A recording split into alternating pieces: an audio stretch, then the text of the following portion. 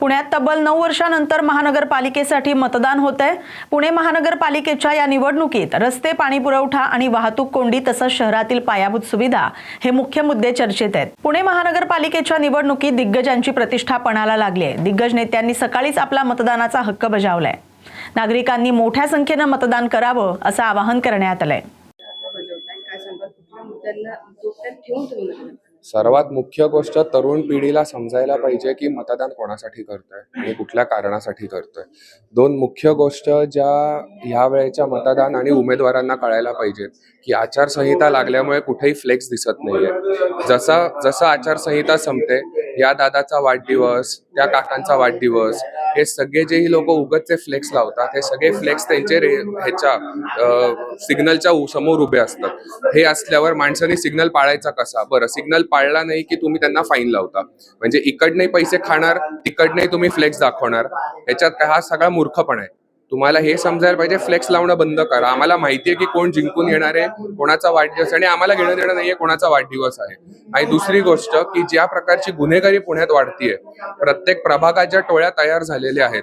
सर्वसामान्य माणसाला त्याचा अतिशय धोका आहे। तरुण पिढी त्याच्याकडे वळत चाललेली आहे, कारण इन्फ्लेशन वाढतंय, रिसेशन वाढतंय, लोकांना नोकऱ्या नाहीयेत, लोक टोळ्यांकडे वाढायला लागलेले आहेत। जालना महानगरपालिका निवडणुकीच्या मतदान प्रक्रियेला सुरुवात झाली। जालना महापालिका अस्तित्वात आल्यानंतर पहिल्यांदाच निवडणूक पार पडते। 65 जागांसाठी 2,45,929 मतदार मतदानाचा हक्क बजावणार आहेत। एकूण 291 केंद्रांवर मतदान होत असून यासाठी 42 पोलीस अधिकाऱ्यांसह 1500 पोलिसांचा तगडा बंदोबस्त तैनात करण्यात आलाय। जालना महानगरपालिका निवडणुकीसाठी प्रक्रियेला सुरुवात झाली। मतदान केंद्रावर मतदार राजांनी रांगा लावल्या आहेत। सकाळी 7:30 वाजल्यापासून मतदान केंद्रांवर गर्दी दिसून येते। एकूण 2,45,929 मतदार आपला मतदानाचा हक्क बजावणार आहेत। नाशिकच्या प्रभाग क्रमांक 29 मध्ये पोलिसांचा कडेकोट बंदोबस्त ठेवण्यात आलाय। प्रत्येक मतदाराची तपासणी करूनच त्यांना आतमध्ये सोडण्यात येते। खरं तर या प्रभागात कट्टर राजकीय विरोधक असलेले दीपक बडगुजर आणि मुकेश सोने हे आमने-सामने निवडणुकीच्या रिंगणात उतरलेत। त्यामुळेच कोणताही अनुचित प्रकार घडू नये यासाठी मतदान केंद्र परिसरात कडेकोट सुरक्षा ठेवण्यात आली आहे। भिवंडी पालिका निवडणुकीसाठी मतदान यंत्रणा सज्ज झाले। सकाळपासूनच मतदान केंद्रावर मतदान करण्यासाठी गर्दी चालू झाली। भिवंडी महापालिकेच्या सार्वत्रिक निवडणुकीसाठी प्रशासन सज्ज झाले। 23 प्रभागातील 90 सदस्य निवडीसाठी मतदान होते। शहरात 750 मतदान केंद्र आहेत, त्यापैकी 153 मतदान केंद्र हे संवेदनशील म्हणून घोषित करण्यात आलेत। लोकशाहीचा सर्वात मोठा उत्सव असलेल्या नांदेड वाघाळा शहर महापालिका सार्वत्रिक निवडणूक 2026 ला आज सकाळी 7:30 वाजता सुरुवात झाली। मात्र थंडीच्या कारणास्तव मतदारांकडून अल्प प्रतिसाद मिळत असल्याचं दिसून येते। या पार्श्वभूमीवर नांदेड उत्तर विधानसभा मतदारसंघाचे आमदार बालाजी कल्याणकर यांनी नांदेड शहरातील नागरिकांना मोठ्या संख्येने मतदान करण्याचं आवाहन केलंय। नांदेड वाघाळा महापालिकेच्या मतदानाची सुरुवात झालेली आहे। मी फर्स्ट करोडा खुंदी इथे पहिले मतदान टाकून आलो आणि आव्हान सर्व जनतेस आव्हान करतो की आपण सर्व मतदार बंधूंनी भगिनींनी मतदान स्वतः जाऊन मतदान करून घ्यावे। कारण महाराष्ट्र राज्यामध्ये आज नांदेड महापालिकेवर सर्व महापालिकेवर मतदान चालू आहे आणि 100% सगळीकडेच चांगला प्रतिसाद भेटत आहे। अकोला महानगरपालिका सार्वत्रिक निवडणुकीसाठी मतदान होत आहे। शहरातील 630 मतदान केंद्रात 5,50,000 मतदार लोकशाहीचा हक्क बजावणार आहेत। महापालिकेच्या 20 प्रभागातील 80 जागांसाठी मतदान होते। अकोला महापालिकेच्या निवडणुकीसाठी आज शहरात मतदान होते। विशेष म्हणजे अकोला शहरातील एसए कॉलेज या मतदान केंद्रावर गुलाबी रंगाची थीम लक्ष वेधून घेते। मतदान केंद्र परिसरात गुलाबी रंगाचे बूथ उभारण्यात आलेत, फुगे आणि आकर्षक डेकोरेशन करण्यात आले।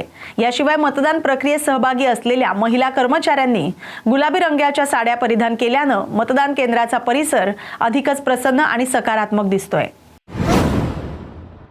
ठाणे शहरामध्ये अनेक मतदार हे पहिल्यांदाच मतदान करतायत। त्यांच्यात एक वेगळाच उत्साह पाहायला मिळतोय।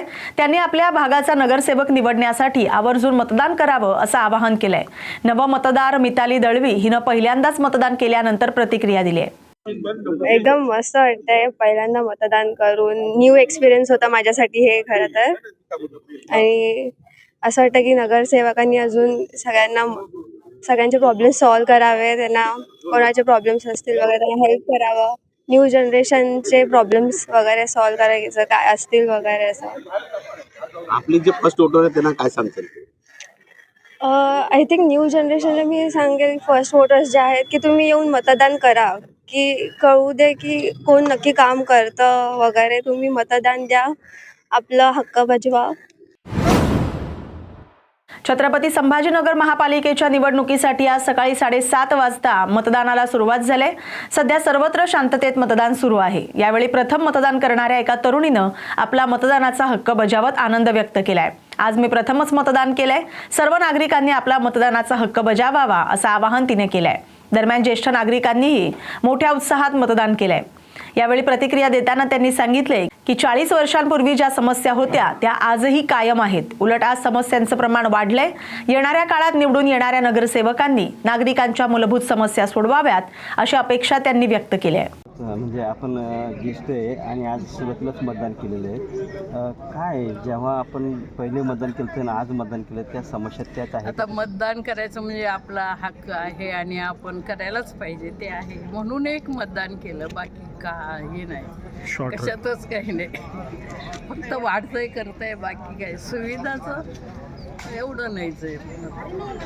जेव्हा आपण पहिले मतदान केलं तेव्हा ज्या सुविधा होतात किंवा जे आश्वासन दिले होते आज पण तेच आहेत का? पूर्वी तरी थोडे आश्वासन पाळत होते, आता तर काही असं कचऱ्याच्या टोपलीत जात.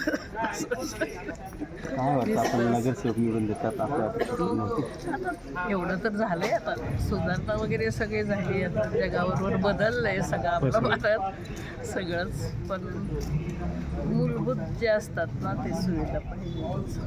पाणी, कचरा, हे रस्त्याने कुत्रे चालता येत नाही, ते सगळं होत नाही ना. आणि आता आमच्यासारख्या अगदी वयोवृद्ध लोकांना तर ते पाहिजेच असतं. हे वारे वगैरे कुठे पळता येत नाही, चालता येत नाही. ज्येष्ठ नागरिक आहात, आपण मतदान केलेलं आहे.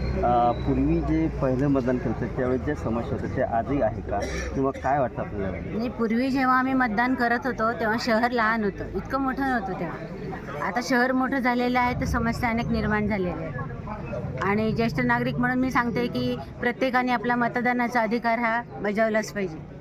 आता मी तर खास त्याच्यासाठी दुसऱ्या गावाहून आलेली आहे मतदानासाठी.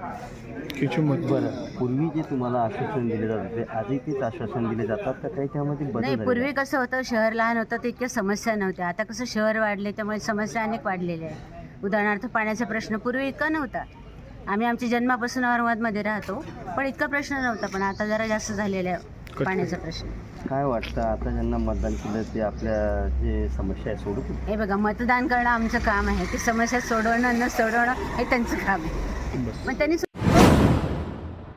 धुळे शहरातील प्रभाग क्रमांक 11 मधील आनंदीबाई जावडेकर शाळेतील ईव्हीएम मशीन बंद पडल्यानं उमेदवार आणि उपस्थित कर्मचाऱ्यांमध्ये वाद झाल्याचं पाहायला मिळालं.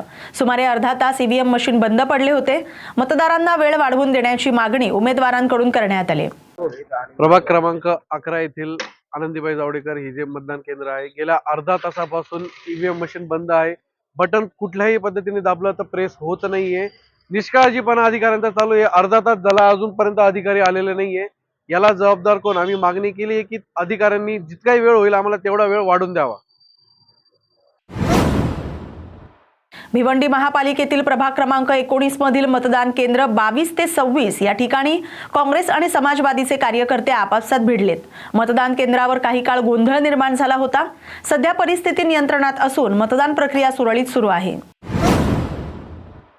ठाण्यातील पाचपाखडी भागातील सरस्वती शाळेतील मतदान केंद्र क्रमांक 41 वर मतदान मशीन बंद पडली होती. अखेर उमेदवारांनी तक्रार केल्यानंतर मशीन सुरू झाले. ज्या मतदारांना मतदानासाठी उशीर होतोय त्यांना अतिरिक्त वेळ देण्यात यावा अशी विनंती उमेदवार राजेश मोरे यांनी केली आहे. हे करतात तरी पण शेवटी मशीन आहे. माणूस जो काहीतरी हे होऊ शकतो, मशीन पण काहीतरी बिघडू शकते. त्यामुळे थोडासा हे न करता आपण यांच्या मागे यांना टाइम कसा देता येईल, टाइम कसा वाढवून घेता येईल ते बघू, त्यांचा उत्साह वाढवूया. चुनाव आयोगाने सांगितलं की प्रत्येक ठिकाणी एक मशीन एक्स्ट्रा ठेवण्यात आलेली आहे. काहीतरी बिघाड झाला की लगेच मशीन चेंज करता येईल. इथे काय असं सिस्टम दिसला का? नाही, आता जे असेल ना, आम्ही सांगितल्यावर त्यांनी मशीन काढलेली आहे. मी इथे आल्यावर जेव्हा मला तक्रार आली मी आल्यावर त्यांनी पुढच्या ह्याच्यामध्ये त्यांच्या अधिकाऱ्यांशी बोलल्यावर लगेच दुसरी मशीन त्यांनी लावलेली आहे.